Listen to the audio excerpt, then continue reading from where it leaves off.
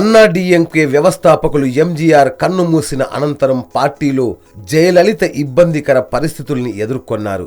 ఎంజీఆర్ సతీమణి జానకి రామచంద్రన్ ముఖ్యమంత్రిగా పదవీ బాధ్యతలు చేపట్టినా నిలదొక్కుకోలేకపోయారు. ఈ సమయంలో పార్టీ 2 వర్గాలుగా చీలిపోయింది.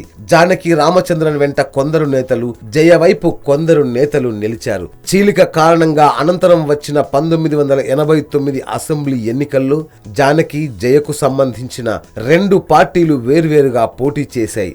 ఫలితాల్లో జయ డీఎంకే అధికారాన్ని కైవసం చేసుకుంది. దీంతో జానకి రామచంద్రన్ రాజకీయాల నుంచి పూర్తిగా తప్పుకున్నారు. ఆ తరువాత జానకి వర్గం తిరిగి జయలలిత సారథ్యంలోని అన్నాడీఎంకేలో విలీనమైంది.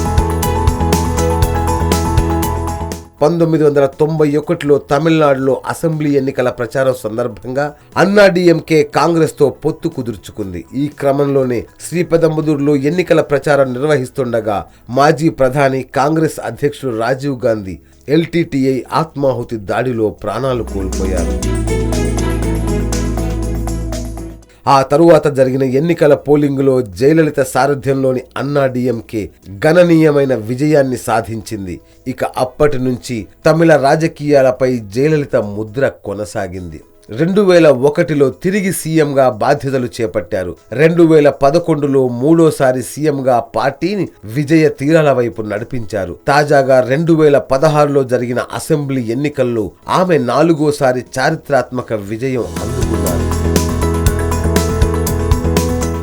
1991 నుంచి 2016 వరకు జయలలిత అంటే అన్నాడీఎంకేగా అన్నట్లుగానే కొనసాగింది. పార్టీలో ఎంతటి వారైనా అమ్మ అభిప్రాయాలను అంగీకరించాల్సిందే. ఎవరు ఎదురు చెప్పేవారు కాదు. మంత్రిమండలిలో మార్పులు చేర్పులు ఆమె ఇష్ట ప్రకారమే జరిగేవి. అలాంటి అమ్మలేని అన్నాడీఎంకే భవిష్యత్తు ఎలా ఉంటుందో ఊహించడం చాలా కష్టం. జయ మరణించిన నేపథ్యంలో తమిళ రాజకీయాల్లో మున్ముందు చాలా మార్పులు చోటు చేసుకునే అవకాశాలున్నాయి. YOYO news, Chennai.